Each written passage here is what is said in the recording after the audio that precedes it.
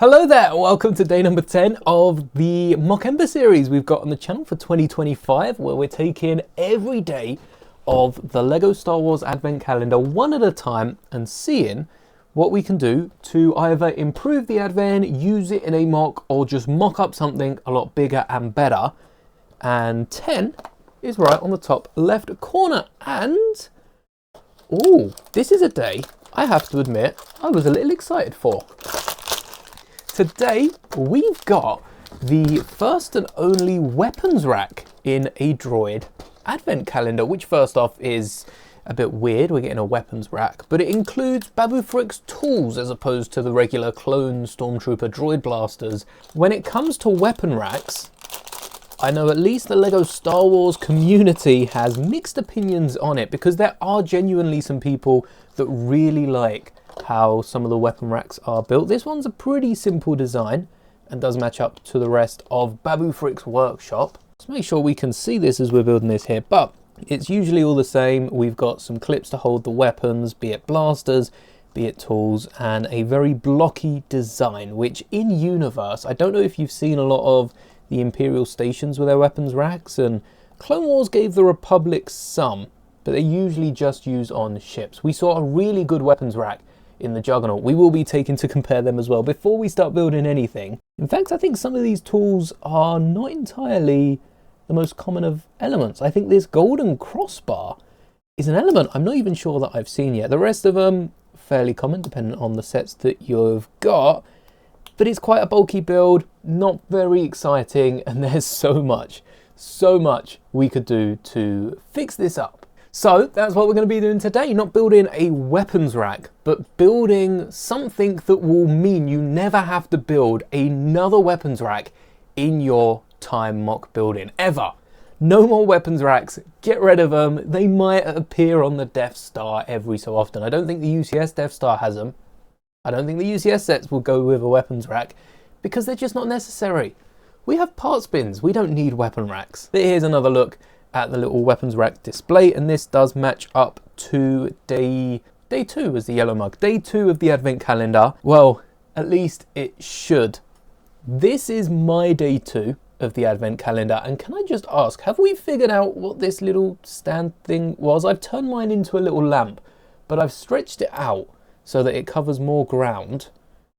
And also, maybe, wait, no, that was definitely on the left hand side of it.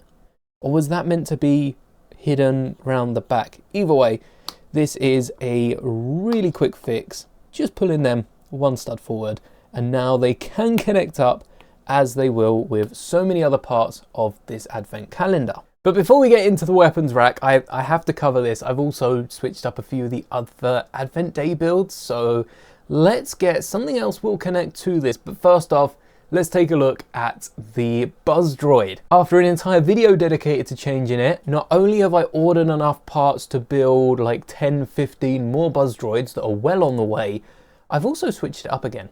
So here is the brand new Buzz Droid. This uses only the parts in the set and does incorporate them all. We've got the nose sticking out at the front, pretty much the same changes I made, just with the bigger dish elements. I don't like these domes for the Buzz Droids. They don't look minifigure scale, but I do quite like the design of them. So that's how I'm going to be keeping my regular Advent Buzz Droid. And the other accessory I want to connect to this piece here is actually C-3PO's chair. I went on so much about LEGO including a container underneath C-3PO's chair. The brick, light bluish grey, 2x2 brick. I think that's a waste of space in an Advent. That is free real estate that LEGO could be zhuzhing up one way or another. So I'm going to remove that brick and replace it with 2 snot bricks. Might not, it depends how into mock building you are, whether you're following along or not. But this allows the chair to stay on top. You can clip that back and gives us 3 plates of space that we can use to connect it to the rest of the build. So the 3 elements I'm going to be including, 2 of these 1x2 Technic plates and a 1x2 tile on top. Let's make sure it lines up to the rest of the build. So we'll have this Technic knob sticking out one side and the Technic handles on the other side. and this tile lines it up with the 1x2 slope. We've now got a chair that connects to the rest of the build. It could have even used the 1x2 bricks. I think Lego would probably be more likely to use those, and it connects into the rest of the Kajimi build, not the Camino build, and I think that just looks so much better. But that's not what we're doing today. I'm going to slide that to the back because today I said the Juggernaut build uses these 1x3 rounded plates with the hole in, and it's kind of similar to how these stand up, except rather than being clipped at the top, they can be clipped right at the bottom, and it should work for all three of these. I've added a clip for the crossbar because the bottom of it is flat, but even the flat bottoms clip in. They've still got that diameter, they're not held as tightly, and these studs also work for anything that works with a regular Lego stud. Look at that weapons rack, straight from the Juggernaut, the inspiration of it. They can still build up the wall if that is what Lego want. If they wanted to add a little brick wall in the build, they could definitely do so. But that's only using 1, 2, 3 elements to create this weapons rack. And I want to see more weapons racks like this in Lego sets because it's easy to slot into any set. They also use it for the MTT, I am led to believe. Haven't built that one yet, but I look forward to building it in the new year. Saves so many parts. Instead of the 4 clips at the top, we can move this entire build along, and that is just a massive improvement. It's easier to get the weapons from here. It's a very personal preference sort of improvement, because if you like the clips and it's easier to pull the weapons out, it's easier to pull the weapons out. But I find it easier to pull them out of the ground here, especially the blasters. You can just use your finger on either side. If you've got a mock that opens 2 sides, this is perfect. You can either grab the handle, which is usually clipped down, or the scope on the other side.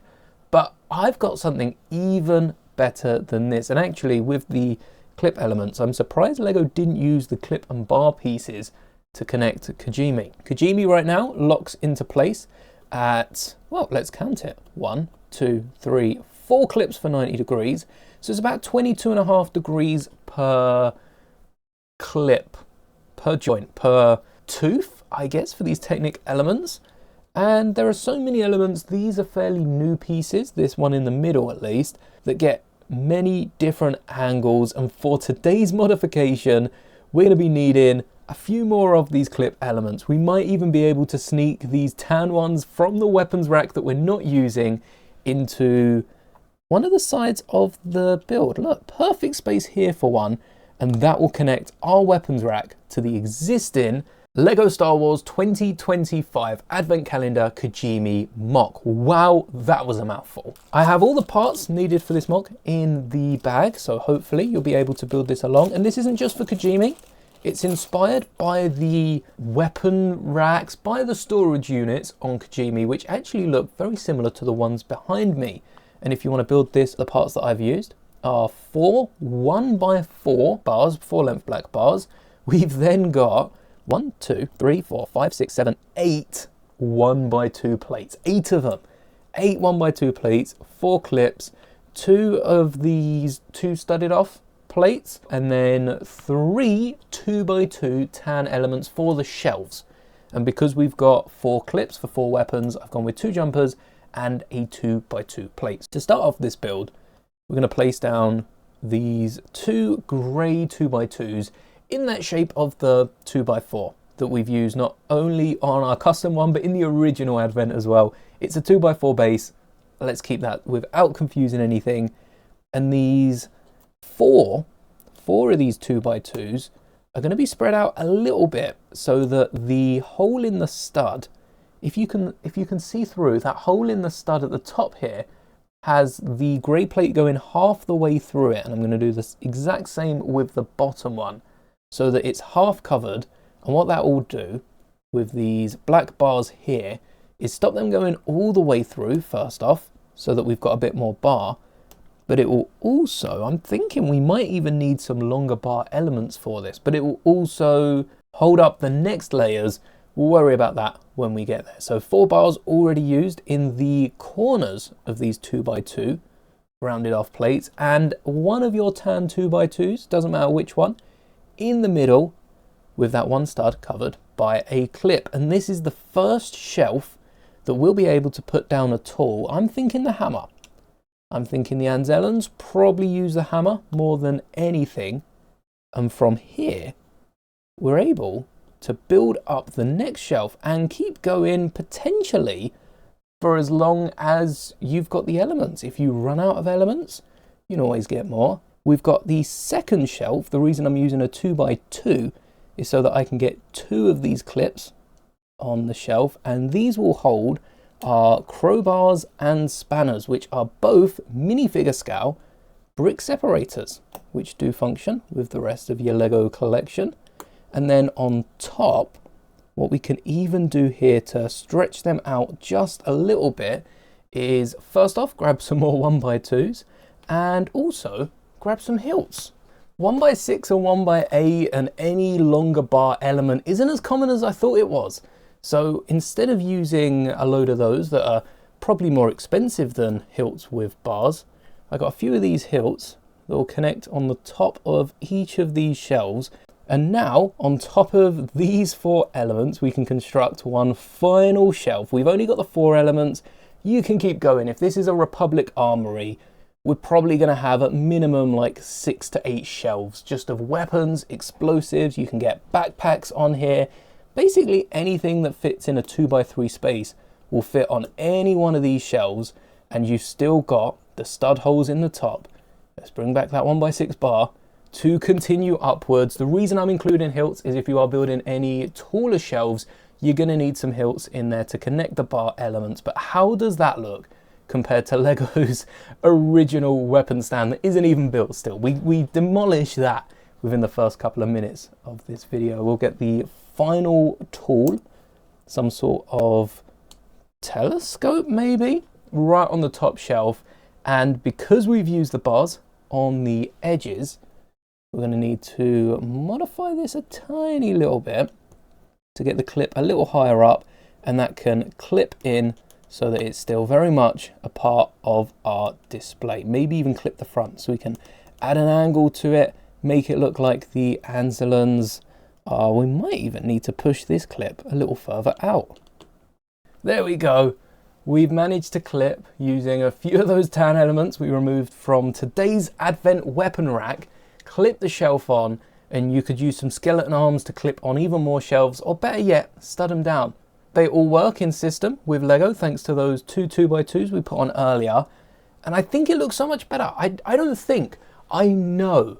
Think or think not, no or no not, there is no think. There you go. Take that away from today's video. I'm going to need to get some weapons for this other weapons rack, but like I said, it works as a little wall. Maybe it's a spare part of the build and we can bring in one of the other days. I don't know, maybe the pit droid that we've been trying so desperately to fit in the rest of the build to stand against the wall, or maybe even one of the B1 battle droids. Hell, we can even get the crate in there, 4 studs wide. I might build another one to try and get all of the days lined up in an ultimate Kajimi mock, but it only uses a handful of parts and makes the surround so much better. If we go ahead and build a Kajimi mock or any Star Wars mock in the future, I'm going to be adding so many of these shelves. One of the best things about them is because they stick out by like a quarter of a stud either side. If you leave a space of 4 studs between one of the base 2x4s and another base 2x4, you're limiting it down to about 3 studs in the middle, which working in system without jumpers, without any sort of spacers, will fit a minifigure, both their arms out, in between the shelves. So there's plenty of space to still work with minifigures between the shelves. You can line these up, put them back to back. There's probably enough space that you could use longer rounded off elements. Not only do we have 1x3s, we also have 1x4s, 1x5s, and make some really big, massive shelves. So these are going to be used in Star Wars mocks going forward. Now you know how they're built. Thank you so much for watching this video. Check out the other days of Mock Ember on the channel. There's some big builds on the way. I can feel it. Tomorrow is going to be a massive build. Don't miss out. And until then, may the bricks be with you always.